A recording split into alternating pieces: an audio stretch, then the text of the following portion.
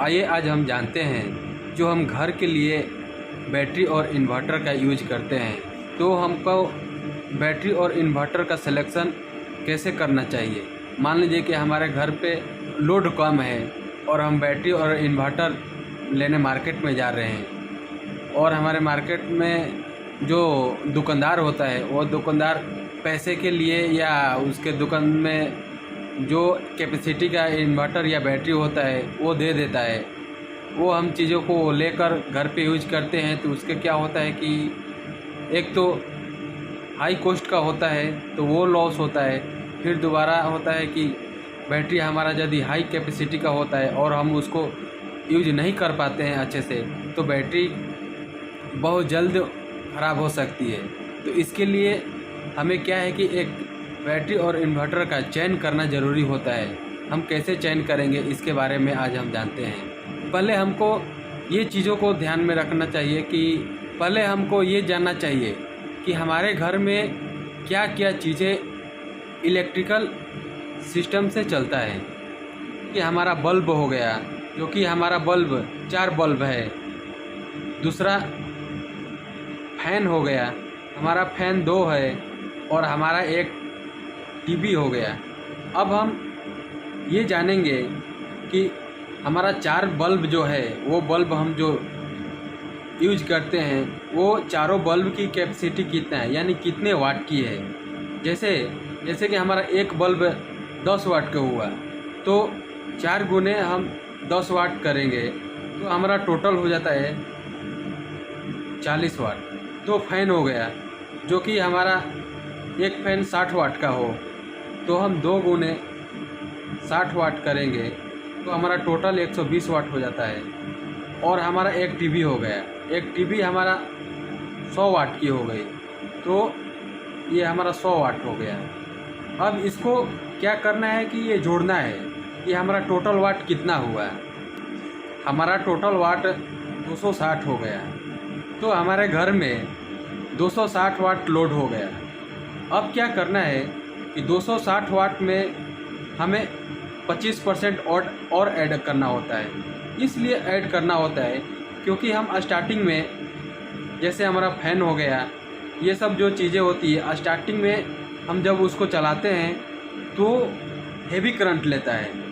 वो अचानक heavy current लेने से हम इतने का 260 वाट के हिसाब से हम इन्वर्टर का सेलेक्ट करेंगे और हम स्टार्टिंग में इससे ज़्यादा करंट लेगा तो क्या होगा कि हमारा इन्वर्टर ख़राब हो सकता है। इसके हिसाब से हम 25% और इसमें ऐड कर देते हैं, क्योंकि यह सेफ्टी फैक्टर होता है।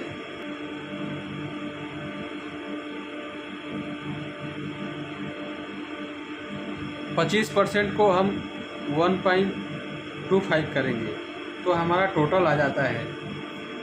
तो हमारा टोटल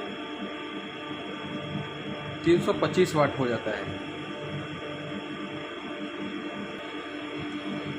अब इसमें हमें क्या होता है कि पावर फैक्टर भी ऐड करना होता है, जो कि कुछ पावर में फैक्टर होने लगता है, जो कि कुछ आपके घरों में या कहीं पे इंडक्टिव लोड आ जाता है। इसके हिसाब से हमें पावर फैक्टर भी लेके चलना होता है, जो कि हमारा पावर फैक्टर सबसे ज़्यादा 1 होता है, बट हम 0.8 लेके चलते हैं, जो कि हमारा 0.8 पावर फैक्टर हो जाता है।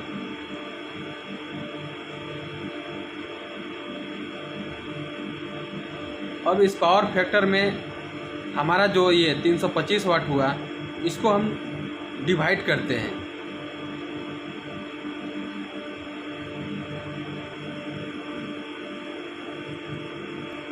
तो हमारा टोटल 406 वाट होता है। जब हमारा इतना हो जाता है तो हम इसके हिसाब से जब हम इन्वर्टर लाने जाते हैं तो इन्वर्टर पे पहले हम उसका एफिशिएंसी देखते हैं। यानी इन्वर्टर में ऐसा होता है कि कुछ उसमें पावर ड्रॉप भी होता है, पावर लॉसेज भी होता है। पावर लॉसेज के हिसाब से हर इन्वर्टर की एक एफिशिएंसी होती है।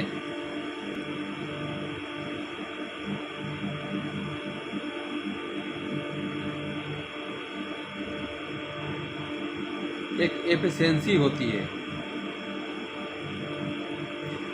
मान लीजिए कि हम इन्वर्टर में देखते हैं कि 90% एफिशिएंसी हुआ या 85 पॉइंट एफिशिएंसी हुआ या 80% एफिशिएंसी हुआ।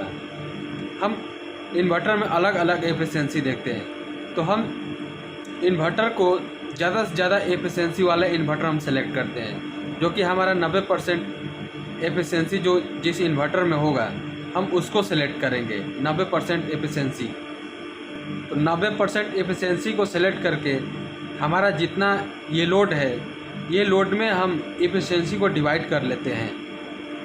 जैसे कि 406 वाट लोड है, हमारा 90% एफिशिएंसी हो गया, तो हम इसको 0.9 लेके चलेंगे, तो हमारा टोटल 451 वोल्ट एम्पियर आता है, जो कि हमें इतने कैपेसिटी का हमें इन्वर्टर लेना होता है। मान लीजिए कि इतना का इन्वर्टर नहीं मिल रहा है, तो यहाँ पे 500 का इन्वर्टर मिल रहा है, तो हम 500 का भी ले लेंगे। उसके बाद हम इन्वर्टर का इतना का सेलेक्ट कर लेंगे।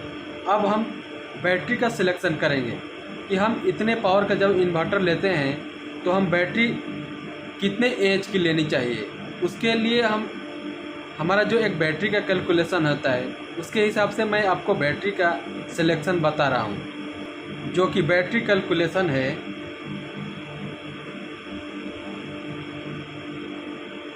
बैटरी हमको एच निकालना होता है, जो कि हमारे घर का जितना लोड है, उससे हम गुना करेंगे, बैकअप से गुना करेंगे। यानी कि हम अपने घर में कितने देर तक इन्वर्टर को यूज करते हैं, वो चीज़ हमारा बैकअप हुआ। फिर हमारा डिवाइड आता है, बैटरी वोल्टेज हो जाता है।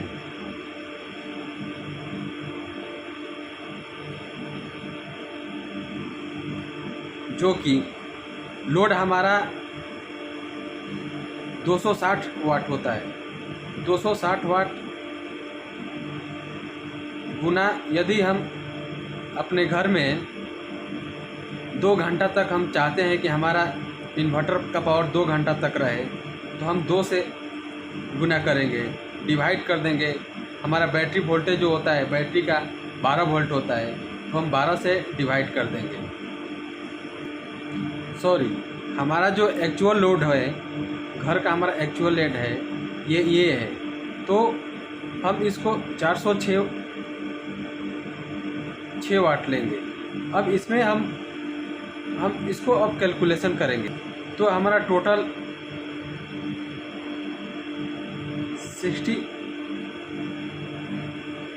60 एच आता है।